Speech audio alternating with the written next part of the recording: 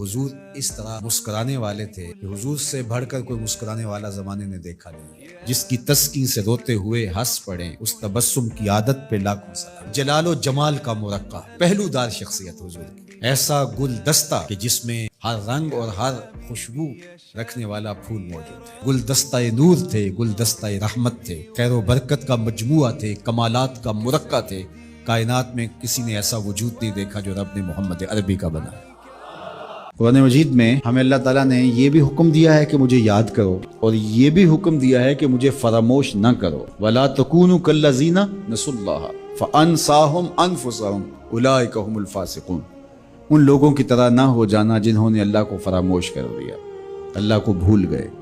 جب کوئی خدا کو بھول گیا تو خدا پھر اس کو فراموش کر دیتا ہے، اور اس کی سزا کیا ہے کہ وہ خود فراموشی کا شکار ہو جاتا ہے۔ تو ہمیں جو حکم دیا گیا وہ ہے اللہ کو یاد کرنے کا۔ تیقن کی دولت کے بادشاہ اور یقین کی دولت کے امام حضرت ابوبکر صدیق رضی اللہ تعالیٰ عنہ کا 22 جمادی الثانی کو انتقال ہوا، تو اطراف و اکناف عالم میں ان کے ذکر کی مہک اور خوشبو پھیلائی جاتی ہے۔ اور کیوں نہ ہو کہ وہ اتنی عظمتوں کے حامل تھے کہ وہ عظیم المرتبت صحابی جن کے بارے میرے حضور نے ارشاد فرمایا اگر نبوت کا دروازہ بند نہ ہوا ہوتا تو میرے بعد عمر نبی ہوتا، تو وہ عمر کہتے ہیں کاش میں ابو بکر کے سینے کا بال ہوتا۔ اب مرتبہ بتائیے کیا ہوگا سیدنا صدیق اکبر۔ ایک دن حضور نے وضو کیا تو اصحاب رسول آگے بڑھے، حضور کے مبارک وضو کو اپنے ہاتھوں پہ لے کے اپنے چہروں کے اوپر ملے۔ محبتوں کا یہ انوکھا انداز، کچھ لوگ دلیلیں ڈھونڈتے رہ جاتے۔ اللہ اکبر، پانی ہڑا نو لوڑ کی راہ برآمدی، پہنچے آپ دریا سرکار یار۔ تو وہ حضور کے مبارک وضو کا پانی اپنے ابدان پہ مل رہے، تو آقا کریم علیہ الصلوۃ والسلام نے فرمایا تمہیں اس بات پر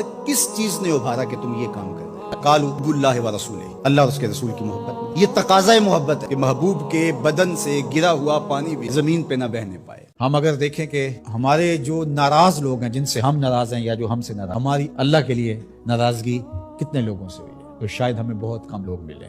تو پھر اس کا مطلب یہ ہوا کہ ہمارا بغض اللہ کے لیے نہیں۔ اس طرح حب للہ، جب ہم شادی بیٹے کی بیٹی کی کرتے ہیں تو کارڈ لکھنے بیٹھتے ہیں، ان کارڈوں کو لکھتے ہوئے کبھی ہم نے یہ دیکھا کہ اللہ کے لیے کتنے لکھے؟ اگر ایسا کوئی بھی نہیں، ہماری دوستیوں کے سبب اور ہوتے ہیں، اور ہم کہتے ہیں ایمان کا مزہ نہیں آیا، جتنا گڑ ڈالو گے اتنا ہی میٹھا ہوگا، تو تم نے گڑ ہی نہیں ڈالا تو اس پھیکے سے کیا مٹھاس آئے گی؟ جس ابو بکر رضی اللہ تعالیٰ عنہ کو حضور نے مصلی پہ کھڑا کیا، جس ابو بکر رضی اللہ تعالیٰ عنہ پہ اتنا اعتماد تھا کہ ہجرت والی رات ان کا انتخاب کیا، حضرت سیدنا عمر رضی اللہ تعالیٰ عنہ نے حضرت ابو بکر رضی اللہ تعالیٰ عنہ کا ذکر کیا اور رو پڑے، اور کہا کہ ابو بکر میری زندگی کی ساری نیکیاں لے لے اور غار والی ایک نیکی مجھے دے دے۔ اور پھر کہا کرتے تھے کہ کاش کہ میں ابو بکر کے سینے کا بال ہوتا۔ حضور سے پوچھا گیا کہ ایمان کیا ہے، فرمایا جب نیکی تجھے خوش کر دے اور گناہ تجھے دکھی کر دے تو تو مومن ہے۔ تو کسی کو پوچھنے کی بجائے اپنے اندر سے فتویٰ لیا جاتا ہے، اندر ہی بتاتا ہے کہ اچھائی کیا ہے، اندر ہی بتاتا ہے کہ برائی کیا ہے۔ جب کوئی چوری کرنے لگتا ہے اس کا دل دھڑکتا ہے، یہ اللہ تعالیٰ کی طرف سے وارننگ ہوتی ہے کہ تو غلط کام کرنے جا رہا ہے۔ حتیٰ کہ دیوار رکھتے ہوئے ہمسائے کے 2 انچ بھی دبانے لگے تو دل ڈولتا ہے، تو یہ اللہ کی طرف سے اسے بتایا جا رہا ہوتا ہے کہ تم غلط کر رہے ہو۔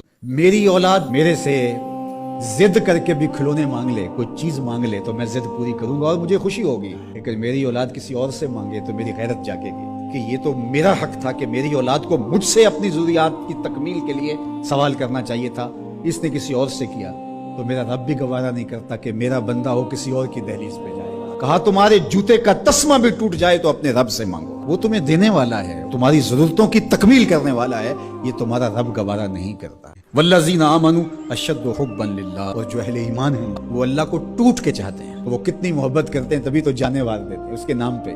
یار اللہ سے محبت بہت بڑی دولت ہے، اہل ایمان اللہ سے ٹوٹ کے محبت کرتے۔ تتجافی جنوبہم عن المضاجع، اور اللہ کی محبت کی وجہ سے راتوں کو ان کی کروٹیں بستروں سے الگ رہتی، کبھی قیام میں، کبھی سجود میں، کبھی رکوع میں، کبھی تسبیح کرتے ہوئے، کبھی تہلیل کے ترانے پڑھتے ہوئے، اس کا مبارک نام لیتے ہوئے، تو اس کے ذکر سے اس کی محبت کا اظہار ہوتا ہے۔ یہ جو موبائل ہے یہ اس دور کی ضرورت ہے، تو بعض کا نماز کے اندر اس کی گھنٹی بجنا شروع ہو جاتی۔ 4 رکعتی نماز ہے، یہ پہلی رکعت کے اندر حادثہ ہوا تو 3 پوری رکعتیں ہیں وہ غصے سے بھرے رہتے ہیں کچھ نمازی، اور پھر سلام پھیر کے حالانکہ 3 رکعتیں گزر گئی ہیں تم رب سے جڑے ہوئے ہو، تمہیں تو یاد بھی نہیں ہونا چاہیے ترغیب کی آیتیں بھی آئیں، ترغیب کی آیتیں بھی آئیں، جنت کا تذکرہ بھی آیا، جہنم سے بھی ڈرایا گیا، تلاوت بھی ہوئی، لیکن یہ نہیں بھولے کہ گھنٹی اس طرف سے بجی تھی۔ اسی لیے تو لوگوں نے بھگا دیا ہے مسجدوں سے لوگوں کو، اپنا عمل دیکھیں اور رسول اللہ کا عمل دیکھیں۔